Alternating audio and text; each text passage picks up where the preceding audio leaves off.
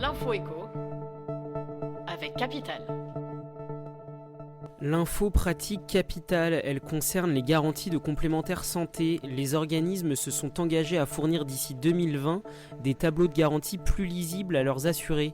Les intitulés de 15 garanties de base seront harmonisés pour toutes les complémentaires. On retrouve notamment les mentions forfait journalier hospitalier, honoraires médicaux ou encore analyses et examens laboratoires. Jusqu'ici, chaque assurance peut choisir de donner un nom différent à une garantie, pourtant identique à celle de son concurrent.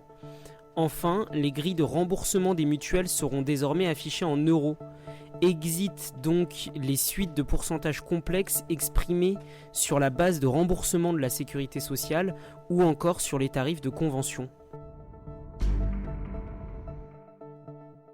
Le coup de gueule est poussé par les eurodéputés écologistes. Après avoir dénoncé les blessures infligées par les tirs de LBD 40 et les grenades lacrymogènes aux gilets jaunes, Yannick Jadot et les eurodéputés verts ont voté contre une résolution européenne qui condamne le recours disproportionné à la force contre les manifestants. Un choix étonnant, justifié par la version finale de cette résolution, que Jadot et les siens jugent très faible. Le texte initial, notamment porté par le groupe écologiste au Parlement européen, condamnait explicitement l'usage des armes à létalité réduite, dont le LBD 40, et enjoignait les États membres à prononcer leur interdiction. Le chiffre du jour, 457 €, c'est le loyer annuel moyen hors taxe du mètre carré de bureau à Paris, selon le dernier baromètre Bureaux locaux. Le marché de l'immobilier professionnel, de par sa tension et la flambée des prix, n'a rien à envier au logement.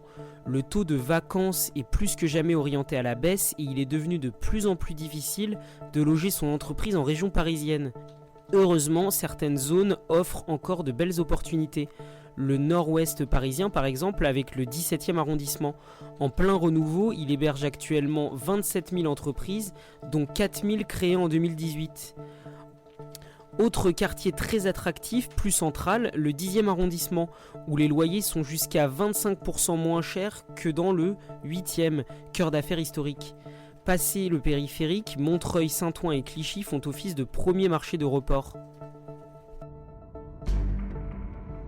On termine par Decathlon. Contrairement au sport français, l'année 2018 n'a pas été un bon cru pour l'enseigne de sport. Les ventes en France ont baissé de 5%, un tassement de la croissance qui peut s'expliquer par une nouvelle stratégie de groupe, un management horizontal et une spécialisation à outrance de l'offre proposée aux clients. Fondée en 1976 par Michel Leclerc, l'entreprise poursuit son expansion à travers le monde. Les ventes mondiales ont-elles progressé de 5% et Decathlon s'est implanté dans 12 nouveaux pays en 2018. C'était l'info éco avec Capital.